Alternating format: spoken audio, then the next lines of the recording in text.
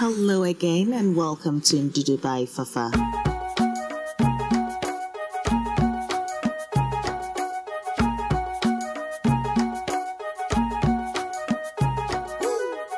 Hello everyone and welcome to my creative African cooking channel Ndudu by Fafa, and my name is Fafa Gilbert.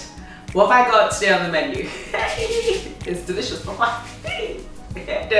I know. You need to watch to the end to find out. I had to enjoy my Efi3 Akuko, you know. So there are two types of chicken. The broilers, which are just reared for their meat. And you do have the layers, which do lay the eggs. And once they finish laying the eggs, they're also sold for their meat. Now the meat for spent hens, as they are referred to, I'd say is tougher, so it needs you to cook it longer. But I'll tell you something, the flavor, it's just incredible. So yes, when I talk about Efi3 Akuko, yes, organic chicken, the Ghanaian Organic Chicken. You've not tasted anything yet, it's a must try, definitely. They're free to roam, they're fed on corns, of course corn-fed chicken, seriously, it's incredible. So I went to a suburb of Accra called Nima, and there was this guy who was just selling the chickens, and you know, ask him which one you want, and he does the preparation for you, and you have it. So I got that, came home as fresh as it get it, and then I made this dish, and I hope you're inspired to try it. Now the spice for the day was actually, and always is, aniseed. I know, right? I love aniseed. It's got this licorice taste, and it actually gives it this aromatic flavor and this incredible smell to your dish. Yeah, it's a must try. Just watch it and tell me what you think. At this point, when I brought the chicken home, I was like, the chicken even had its head on, you know. It was just like, you better look away, and it had the legs stuffed in there. Anyway, when I was growing up, Mom taught me how to carve a chicken, and it's something that I think most Ghanaian parents do teach their children. I don't know about it now, but when I was growing up, it was the thing to do. Honestly, I will admit, I wasn't brave enough to kill a chicken. That I couldn't do, no. However, how to actually pluck the feathers off the chicken, dissect it, take the offal out, and, you know, one had to do those things. But I guess this gentleman has actually saved me that because he's actually sorted everything out. So all I have to do is just cut it into pieces, and here I do have the beautiful gizzard. As I said in my introduction, the chicken that I chose was the spent hen, or layers, may I say. And it still had some egg yolks in there. So I'm delicately taking that off, and I will use it for another recipe. Then again, I didn't even get the time to film that recipe because I was just in a hurry.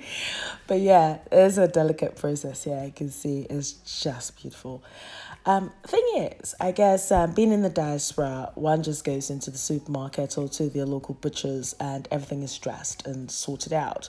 So you're not exposed to this part of the chicken, may I say, because it's already done. But to actually get your fresh chicken, to get it as organic as it is, corn-fed, the flavor, it's just so beautiful. It needs less ingredients. It's just like, once your ingredients are good, your soup would just be tasty. I mean, then again, the spent hen can also be used as, like, you know, your normal grill and stuff, but it needs a lot of cooking because it's tougher. Yes, the broilers are the softer version. So yes, if you actually want a meatier and softer version, then you go for the broilers. But this is lean and mean and packed with flavors. I mean, this recipe, if you were born in the diaspora and you've never been exposed to this, you might be a little bit skittish. You're like, oh God. But, you know, this is how we were brought up. And this is how close we were to the food that we had. So yes, the chicken feet actually goes in. If you've never tasted chicken feet, I think you should. I think yet again, I'd say it's an acquired taste. But yeah, and the neck. Some people go as far as eating the head as well. Yeah, no, I can't do that one. No, but the neck and the feet, yes, I've enjoyed it before. Yes, I've not had it for ages. I think maybe I'm falling out of love with it. Maybe, I don't know. Do bear in mind when you're using your fresh chicken, the skin of the chicken might have some fine hairs, which are residues of the feathers. Best thing to do is just place it on the live fire, and that would just burn that off quickly. Now, please do take all necessary precautions when you're dealing with anything hot, especially fire. So for my holy grail, I've got my aniseed, ginger, onion, as you can see here, and I've blended it. I've added my tomato paste. I've mixed everything. And here you can see I'm mixing it all together. This is potogum shegu, one pot dish. I'm not messing about. This, you don't even need to marinate it because the chicken is so fresh. The flavors are just there. This is a one pot dish and so easy to make. So as I said, I've got my tomato puree or tomato paste, as you might call it, my ginger, onion, aniseed, a little bit of garlic, and I've also got my fresh green chilies, as you can see. And I'm actually going to steam this gently. Now, this is something that, you do in Ghana, I guess, or when you're using the coal pot, because I have to make sure that the saucepan actually balances perfectly on the coal pot. So I take it off and I just spread the fire and make sure that I've balanced it perfectly, as you can see here. So I've been steaming this for about 25 minutes. And as you can see that the water is actually reduced. I need to add some more water because, as I did describe earlier with the layers, is a tougher meat. So yes, the only difference is you have to cook it longer. So I'm adding some water and I'm going to bring this to the boil. Now, what I do love in Ghana, I just love the fresh chilies. They're so aromatic and they're just beautiful. So you notice that I use loads. I just place it whole. Now, the reason why I place it whole is if I break it, it will just make the soup too spicy. Just in case somebody doesn't like this super spicy, they have the option of enjoying the soup without it and having that residual heat. And if somebody actually wants it really spicy, they can break that into their soup. So you see, you're killing two birds with one stone. Now, I'll tell you a funny story. And when I was actually filming this, I was also making the recipe for the grilled tilapia. And when I was editing the videos, I cannot find where I actually placed the grilled tilapia, in the rack and placed it on top of my coal pot. So yeah, I found it. Here it was. Sure. Now, if you haven't watched that yet, I'll leave a link at the top so you can go and watch it. It's like tilapia wrapped in wachi leaves. Idebi ankasa.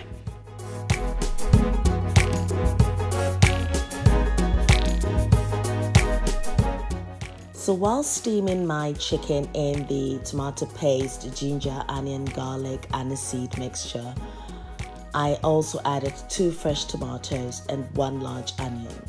For some weird reason, I failed to click the record button. However, they were soft enough and I've blended them into this beautiful mixture that I'm now adding to the soup.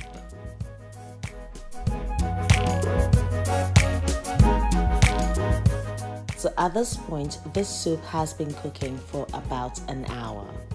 So it's almost done. I'm just waiting for the mixture to just infuse because I did add the blended tomatoes and onions, be it the fact that they're cooked. But to ensure that your soup is cooked, the natural fat of the chicken actually settles at the top. And it means that when you look at the soup, it's combined. Immediately you can actually see any separation between the blended ingredients and the water. Your soup is not cooked. So the secret is it has to infuse and it has to look beautiful and silky. Now, my love for Ghanaian onions, oh gosh, they are organic and so powerful.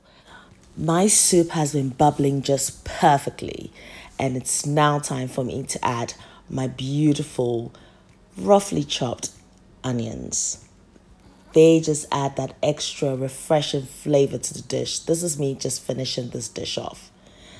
Now, you'll notice that I've omitted using any stock cube in this recipe because the ingredients are just great. Add your salt to taste, and you've just got your dish here. If you choose to add your stock cube, that's up to you, you can.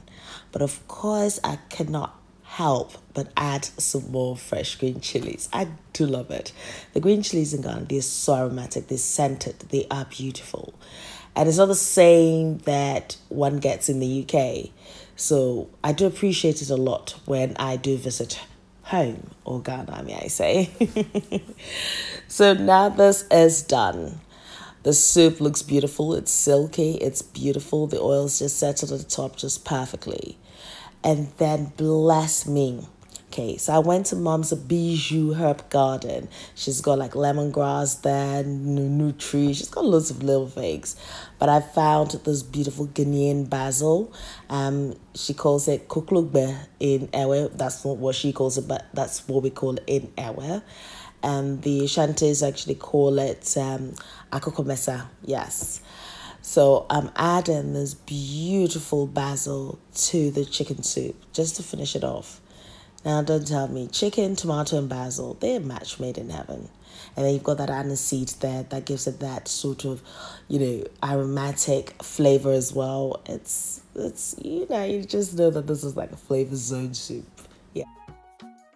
The best thing about this recipe was when I served Mom a portion and she gave me the thumbs up.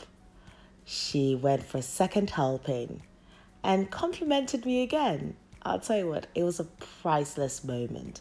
Why so? Because it was.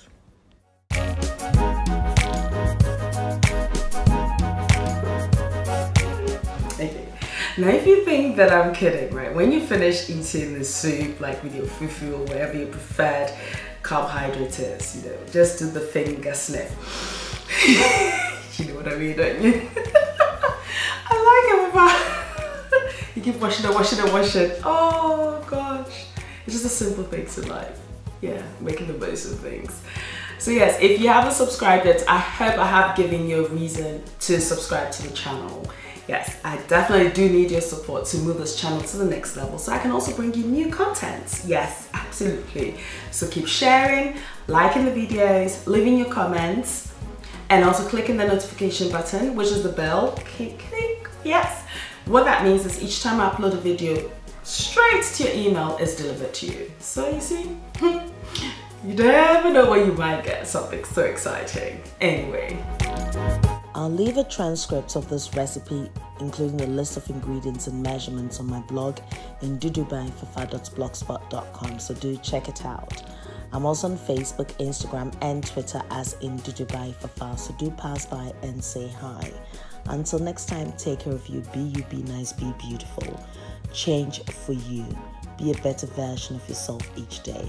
Until next time, I love you.